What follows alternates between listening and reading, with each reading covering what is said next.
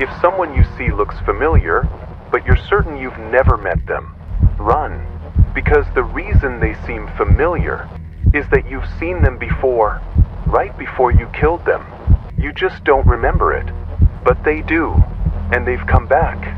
Something you accidentally killed, and now it's back, wearing a face you almost recognize.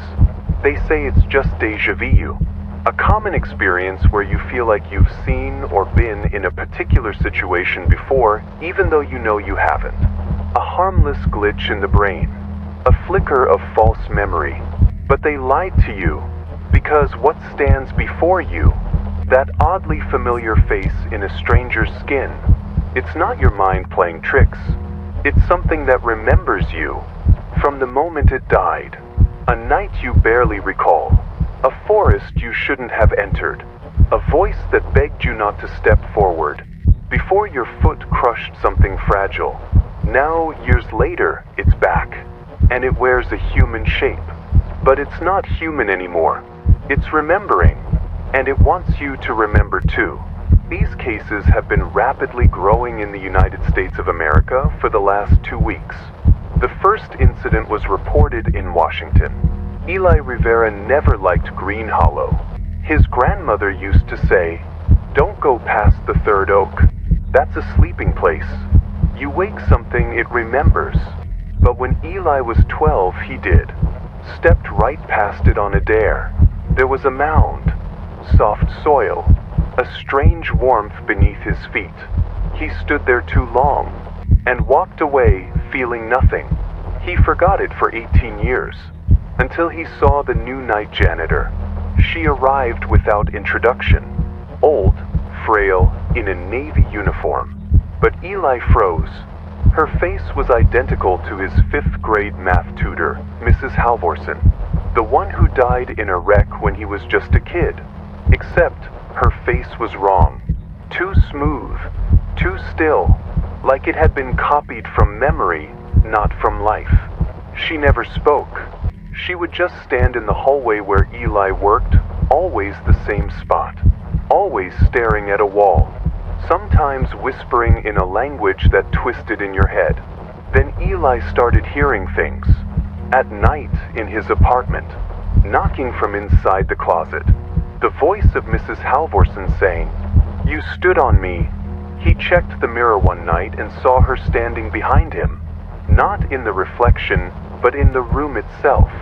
Mouth open, no sound, and her shadow moved, but her body didn't. That night Eli ran. He drove to his grandparents' land, straight to Green Hollow. They found his truck engine running.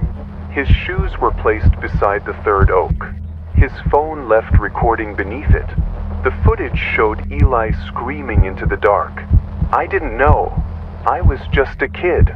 And then the voice, her voice, from the trees. "But I remember. And now, so will you."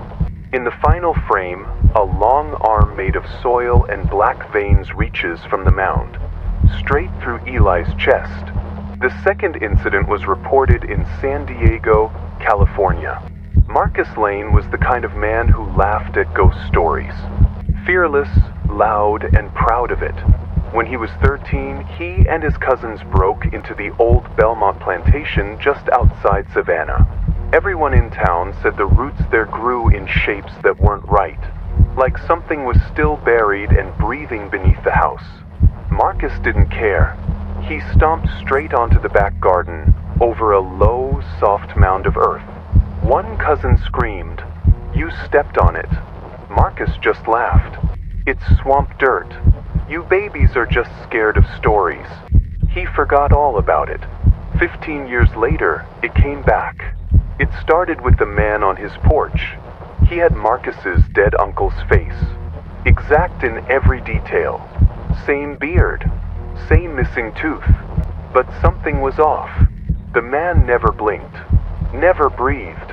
His mouth stayed open, just slightly.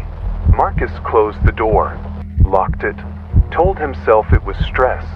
But the man showed up again, on the city bus, in the diner, once in his mirror, never speaking, just staring, eyes glassy and full of accusation. Then came the dreams. Marcus was back at the plantation, barefoot, the ground pulsing.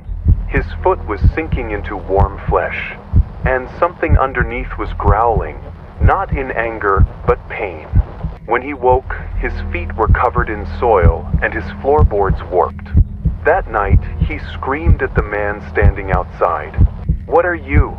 The man whispered, without moving his mouth. "I wasn't meant to die there." Then Marcus dropped. No wounds, no signs of struggle, but his chest was charred, 5 long finger marks burned deep into his skin, like something reached in and crushed his heart. His final words were muttered over and over. "I killed him again.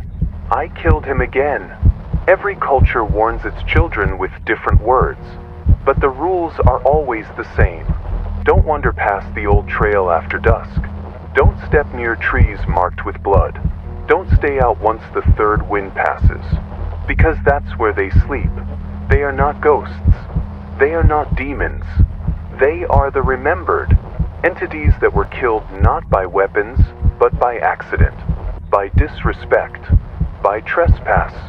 They were stepped on, buried, forgotten before they even had a name. But something in them stayed awake. They remember where it happened. They remember you. You didn't mean to kill them, but you did. And now they've borrowed a face.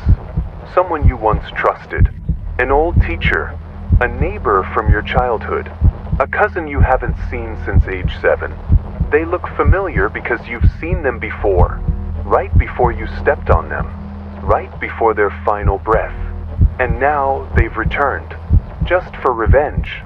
If someone looks familiar, but something in your body screams that something's wrong, listen to it. The mind lies, but your fear doesn't, because what you're looking at isn't from your past. It's from your crime. You wandered where you were warned not to. You stepped on the unmarked grave. You disturbed what was sleeping, and now it has come back, wearing a face you might trust. So you won't run.